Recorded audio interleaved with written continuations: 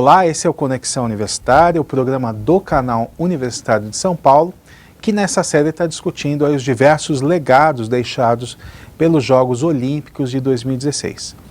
Hoje a gente vai discutir o legado imaterial, o legado dos valores, os valores olímpicos aí, né, tão amplamente divulgados durante a Rio 2016. Para isso eu conto hoje com a presença da professora e pesquisadora de esporte da Faculdade de Esportes e Educação Física da USP, professora Kátia Rubio. Kátia, muito obrigado por estar aqui no nosso estúdio, conversando um pouquinho sobre essa avaliação que a gente faz dos Jogos Olímpicos de 2016. Obrigada a vocês pela oportunidade. Kátia, para a gente começar o nosso bate-papo, o que são os tais valores olímpicos? Os valores olímpicos são um conjunto de regras informais que balizam a ação de todos aqueles envolvidos no movimento olímpico. Então, sejam eles atletas, dirigentes, árbitros, técnicos. Então, é uma parte integral, não apenas do fair play, que é o jogo limpo, mas é tudo aquilo que deveria mobilizar a ação das pessoas que se envolvem não com uma competição, mas com uma competição com um conjunto de valores, que ao longo do século XX se transformou radicalmente em função da própria organização do esporte olímpico. Não é? Então, o esporte olímpico que nasce no século, agora na era moderna, né, como uma grande competição que envolvia, acima de tudo, educação. Essa era a proposta primeira do Pierre de Coubertin. Se vê essa competição educativa se transformar num grande negócio ao longo do século XX, em função da própria dinâmica do esporte contemporâneo. E era necessário, então, que alguém se debruçasse sobre isso. Aliás, é sobre o Barão de Coubertin que o nosso professor Anderson Gurgel, que é professor e pesquisador da área de esporte, faz uma pergunta agora para a Kátia. Vamos assistir. Olá, Daniel, tudo bem? Olá, Kátia. Prazer recebê-la no nosso programa, nessa fase agora que nós estamos tentando fazer um balanço dos Jogos Olímpicos Rio 2016. E é justamente no tema central do nosso programa de hoje que eu queria te fazer umas colocações, uma pergunta mais direta a respeito da questão dos valores olímpicos, né? A gente sabe da importância do Barão de Coubertin nesse processo, e eu queria te perguntar justamente qual a influência dos ideais do Barão de Coubertin nos Jogos Olímpicos, mas do ponto de vista do que são os Jogos Olímpicos hoje. Como você enxerga essas influências? E emendando nessa questão, eu também gostaria de deixar para você uma segunda colocação, já pegando pelo resultado, pelos Jogos Olímpicos do Rio 2016. Você enxerga alguns desses valores dos ideais de Coubertin, dos ideais olímpicos nessa transmissão? E quais valores você vê claramente nesse período do Rio 2016? Algum não aparece ou não tem mais contexto para ser considerado como pertinente ao mundo atual? Então, Anderson, a grande questão que envolve o pensamento do Coubertin é que ninguém podia imaginar que o século XX se tornasse naquilo que se transformou. O Eric Hobsbawm chama o século XX de o breve século XX, que foram os 100 anos em que mais aconteceram coisas que transformaram a história humana. E o esporte, sendo parte dessa cultura, dessa sociedade, também sofreu com essas transformações. Então, daria para a gente... Eu tenho uma proposta do que eu chamo de periodização dos Jogos Olímpicos, que envolve 4 grandes fases e agora com o Rio de Janeiro 5.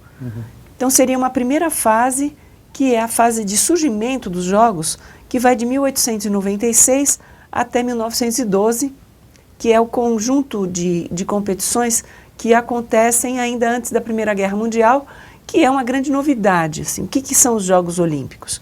Uma competição que acontece de 4 em 4 anos, que reúne malucos do mundo inteiro, que viajavam de navio, porque na época não tinha avião, navio e trem, para se encontrar e competir.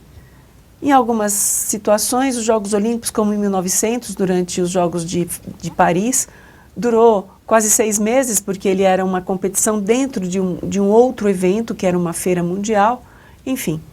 Passada a Primeira Guerra Mundial, a gente já tem a fase de estabelecimento dos Jogos Olímpicos, né, que acontece de Antuérpia, em 1920, até Berlim, em 1936. Ali a gente já começa a ver o poder que os Jogos Olímpicos tinham, como um grande evento internacional, de visibilidade para o país que sediava os Jogos Olímpicos e que culmina na utilização por Hitler e toda a sua equipe de propaganda em mostrar o país por meio daquela competição que foi, na opinião do Pierre de Coubertin, os jogos mais bem organizados da história olímpica até então. Nós aí temos um período de 2 edições olímpicas que não acontecem por causa da Segunda Guerra Mundial, e os Jogos Olímpicos voltam então em 1948, já anunciando a Guerra Fria. E aí, então nós temos um longo período que vai até 1988, que é os Jogos Olímpicos como a grande vitrine da Guerra Fria. Então, quem que está em primeiro, quem que está em segundo, a criação do quadro corrida de medalhas, armamentista. Isso, a corrida o quadro de medalhas, as grandes disputas dentro das piscinas, das quadras, das pistas, como um reflexo daquilo que acontecia, e ainda assim se manteve firme um discurso de que política e esporte não se misturavam. Aí a gente tem o boicote dos Jogos de Moscou em 80, o boicote de Los Angeles em 84, e ainda que houve um pequeno boicote em 88, 88 marca uma nova fase dos Jogos Olímpicos, que é o fim da Guerra Fria com a queda do Muro de Berlim, mas principalmente o início de um período que é o chamado de profissionalismo. Então, profissionalismo dos atletas, profissionalismo da estrutura dos Jogos Olímpicos e do esporte de uma forma geral, que eu acredito teve o seu limite nos Jogos do Rio de Janeiro. Entendi. Então, depois de ter passado por ser uma grande novidade, depois propaganda política, depois reflexo da corrida armamentista e tal, a gente está numa fase agora de profissionalização. De esgotamento desse padrão de profissionalismo, eu diria. De esgotamento. Porque eu entendo que os Jogos do Rio de Janeiro anunciam o fim dessa era profissional, entre aspas, que na verdade foi uma grande exploração da marca olímpica, colocando os valores em segundo plano. Entendi. Então, voltando para o nosso gancho, dos valores, então, o que se percebeu nos Jogos do Rio de Janeiro?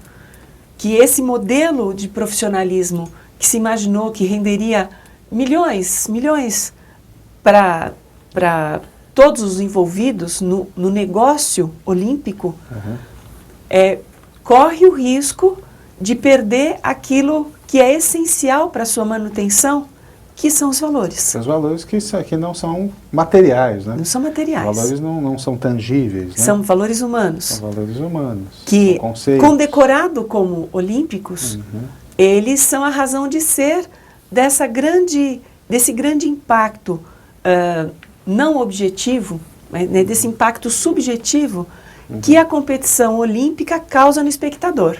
Perfeito. Então, nós não estamos falando de um campeonato qualquer. A gente não está falando de um campeonato mundial. Não é?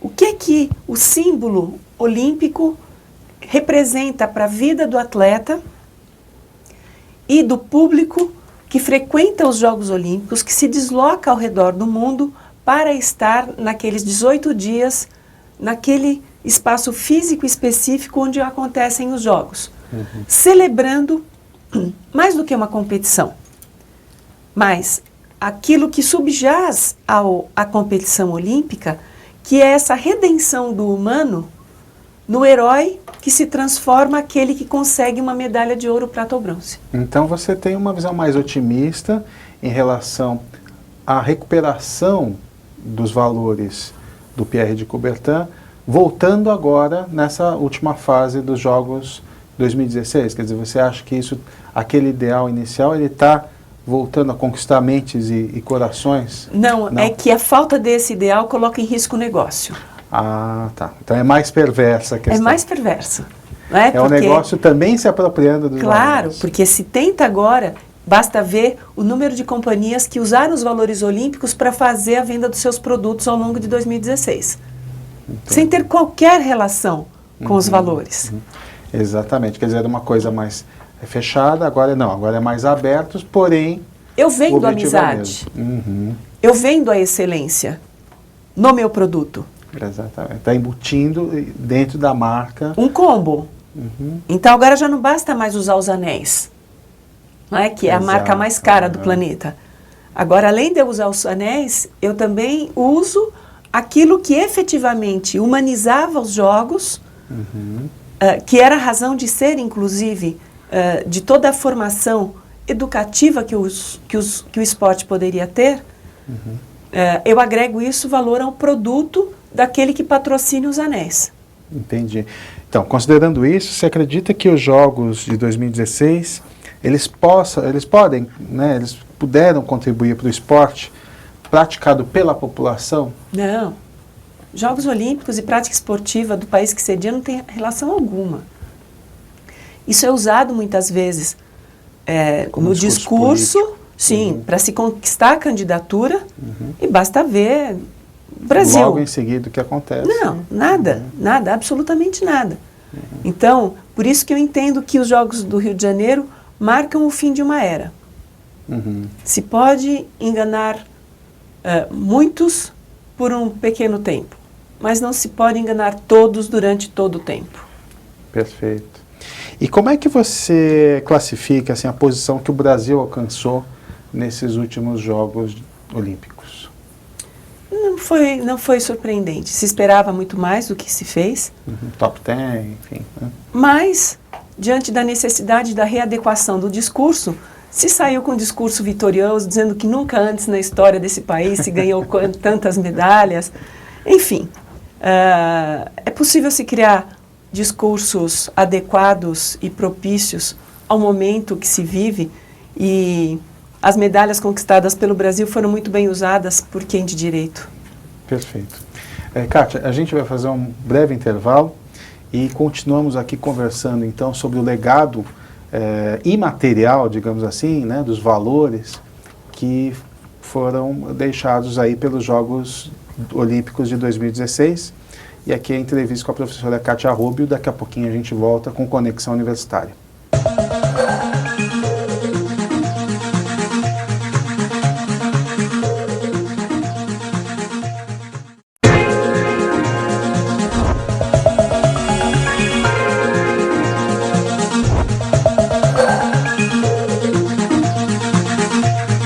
Olá, eu estou de volta aqui então com o segundo bloco do programa Conexão Universitária, que hoje recebe aqui no nosso estúdio a professora e pesquisadora de esportes e de educação física da USP, a professora Kátia Rubio. Professora, mais uma vez, queria agradecer a sua presença aqui, e nós estávamos conversando a respeito do legado imaterial, né, do legado dos valores olímpicos deixados pelos Jogos de 2016 no Rio. Bom, agora a gente vai mudar um pouquinho de foco e falar um pouco da realidade, né? É isso que a gente está falando, de certa forma, né? Uma visão mais aguçada aí da realidade, daquilo que não está, digamos, na superfície, né? E aí eu queria te perguntar o seguinte: como evoluir, né, diante de, não só na questão dos valores, mas em tudo que envolve o esporte, diante desses escândalos que a gente ouve todos os dias aí envolvendo a gestão e os gestores das principais confederações de esporte do Brasil? Veja, o esporte, ele é um reflexo daquilo que é a sociedade. Então não adianta a gente querer acreditar que é uma redoma, que o esporte está numa redoma e que ele é puro, que ele é maravilhoso, que ele é dos deuses. É impossível. Porque ele é uma atividade humana. Humana, exato. E como uma atividade humana, ele reflete o tempo e o lugar aonde ele acontece. Então, se os Jogos Olímpicos de 1896 nos Jogos Olímpicos, as mulheres não puderam participar, porque naquele momento a sociedade impedia o acesso da mulher a práticas sociais, o que a gente observa hoje é que o esporte praticado, para além dos recordes, envolve uma estrutura corrupta, como é a estrutura social que a gente vive não apenas no Brasil, mas no mundo como um todo. Entendi. Isso é uma coisa que envolve, independente do esporte ou de qualquer instituição, existe a corrupção e ela acaba se infiltrando em diversos segmentos da sociedade. E ela não é uma prerrogativa brasileira. Então, nesse aspecto, a gente pode, inclusive, considerar o doping como uma corrupção, porque ela corrompe os valores do esporte que pregam o jogo limpo. Perfeito. Então, e veja, esse tipo de corrupção, de levar a vantagem sobre o outro, é a condição de ser do mundo capitalista, inclusive. Eu quebro qualquer um para ter vantagem sobre o outro. Acima de tudo tem um lucro. E aí, nas sociedades menos morais, com menos formação moral, esse jogo sujo vale para tudo, inclusive para se ter um recorde ou um resultado que leve a uma medalha que gerará lucros para a federação, a confederação, o país, o atleta envolvidos nessa situação. Nesse sentido, você que participou ali ativamente, esteve durante os Jogos, como é que você classifica a crise política, econômica que o Brasil estava passando naquele momento? Isso acabou de alguma forma interferindo nos resultados, na gestão, enfim? Olha, como você avalia isso? Eu entendo que os Jogos Olímpicos do Brasil mostraram que o Brasil, como ninguém, sabe fazer carnaval. Quer dizer, nós temos um know-how nessa questão das festas. Se durasse mais do que durou, eu não sei se ia dar conta, entendeu? Mas assim, se a gente é capaz de fazer uma festa de 4, 5 dias, que extrapola as fronteiras e é cobiçada como a maior festa do mundo, não foi difícil fazer dos Jogos Olímpicos ser isso também. Tudo era festa. Tudo festa. Tudo era festa. Mas assim como o carnaval e tantas letras de música falam isso, na quarta-feira de cinzas cai o pano. E aí voltam os problemas. E aí assim, acabaram os Jogos Olímpicos do Rio de Janeiro, caiu o pano. Não sobrou nada. Não sobrou nada. Em relação aos resultados, nós estamos com um depoimento do jornalista Marcelo Laguna. Vamos acompanhar então o comentário do Marcelo a respeito do balanço que ele faz então dos resultados esportivos dos Jogos Olímpicos de 2016. Olhando num ponto de vista global do que os Jogos deixaram para o esporte brasileiro, eu acho que deixaram realmente um legado positivo se você começa a imaginar o que teremos daqui para frente. Teremos uma estrutura esportiva adequada para a preparação desses atletas, não só de competição, mas estrutura até de treinamento. E muitas modalidades que se acostumaram a conseguir bons resultados nesse ciclo olímpico e viram que é possível chegar além. Então, eu acho que o problema maior que eu vejo é a questão financeira em termos de patrocínios. Estamos vivendo uma série de problemas em confederações, mesmo atletas, clubes tradicionais, São Caetano, um polo tradicional do esporte paulista e brasileiro, retirando investimentos. A natação, como já havia citado antes, também sofrendo com a redução drástica do seu principal e maior patrocinador, os Correios. Enfim, todo o esporte brasileiro terá que se readequar às novas condições, à nova realidade. Ainda assim, eu acredito que o que ficou de positivo da nossa experiência olímpica, poderemos ver um reflexo daqui para frente nas próximas competições, sejam Olimpíadas, sejam Jogos Pan-Americanos. Bom, então como a gente viu na análise do Marcelo, ele faz uma análise então aí a respeito da cobertura, né, e dos resultados esportivos do Brasil, né, nos Jogos Olímpicos.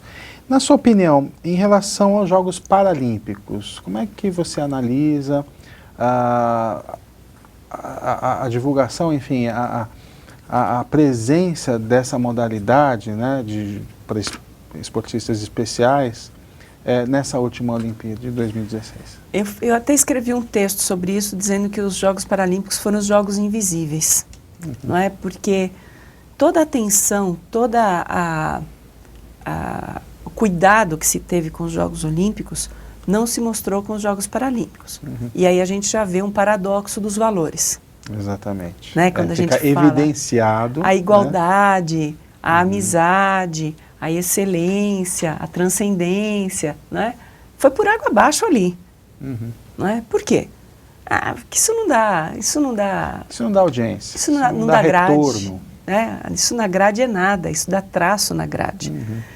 E, por outro lado, a competência dos atletas brasileiros mostrou que, assim, foi um sucesso de público, teve um retorno esperado, muito mais do que o esperado, e, no final das contas, algumas emissoras tiveram que correr atrás do prejuízo, colocando os principais destaques. Então, ainda há uma discrepância na atenção entre os Jogos Olímpicos e os Paralímpicos, embora eu entenda que os Jogos Paralímpicos sejam, de fato, um fenômeno distinto dos Jogos Olímpicos, não é? Porque o atleta paralímpico, ele é atleta, sim, e ele busca uma dupla visibilidade, diferente do atleta olímpico, que ele afirma a condição da sua perfeição performance, no ideal heróico que ele incorpora. Entendi. Então aí com relação, né, você já falou, né, da diferença que houve na cobertura de um e de outro, e o jornalismo de uma forma geral, né, ele acompanhou esse discurso que você falou logo no início da nossa entrevista? Eu sinto vergonha do jornalismo que faz a cobertura dos Jogos Olímpicos, né? E que tenta transformar aquilo em mais um espetáculo de variedades. O despreparo da mídia na cobertura, no acompanhamento e na análise dos Jogos Olímpicos é assustador. Em que sentido você acha que isso poderia ser melhorado? Na formação do jornalista. Formar o jornalista para a cobertura de jornalismo esportivo e não simplesmente ficar deslocando atleta. Eu dei muita entrevista durante os Jogos Olímpicos e eu falava com gente que normalmente faz economia, faz cotidiano, faz cultura. Eram repórteres e de repente, de editorias. Então assim, tinha gente que não sabia nem ler as perguntas que ia fazer para mim. Né? Então, esse sujeito chega para um atleta para fazer uma entrevista ou mesmo para um especialista. Ele não sabe o que ele pergunta, ele não sabe do que ele está falando, ele não sabe da abrangência do evento esportivo, do evento olímpico especificamente, e de todas as implicações em termos de economia, de política, de cultura. Isso você acha que é um reflexo, então, dessa ênfase que se dá ao lado mais consumista do esporte? E a mídia acaba incorporando isso? Eu acho que isso reflete a má formação do jornalista.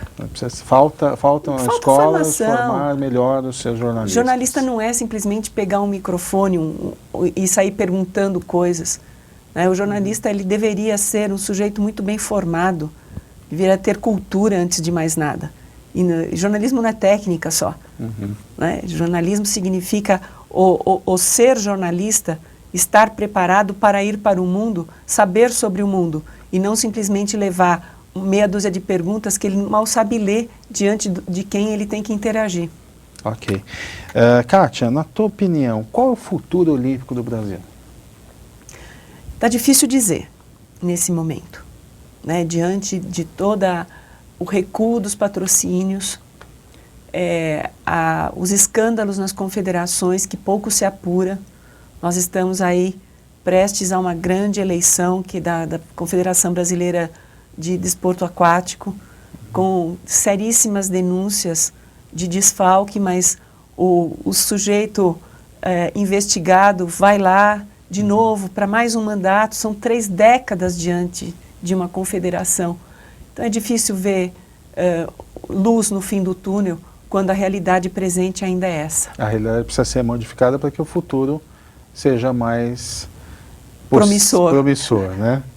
Então tá ótimo. Kátia, eu queria agradecer muito a sua presença aqui no nosso programa Conexão Universitária, que nessa versão agora, como você está acompanhando, procura avaliar aí o legado, ou os legados deixados pelos Jogos Olímpicos de 2016. Eu que agradeço, porque eu espero que a pauta olímpica permaneça viva até 2020. Né? Tóquio, né? Que Tóquio vem aí. É isso aí. Então, mais uma vez, obrigado, Kátia. Conexão Universitária fica por aqui.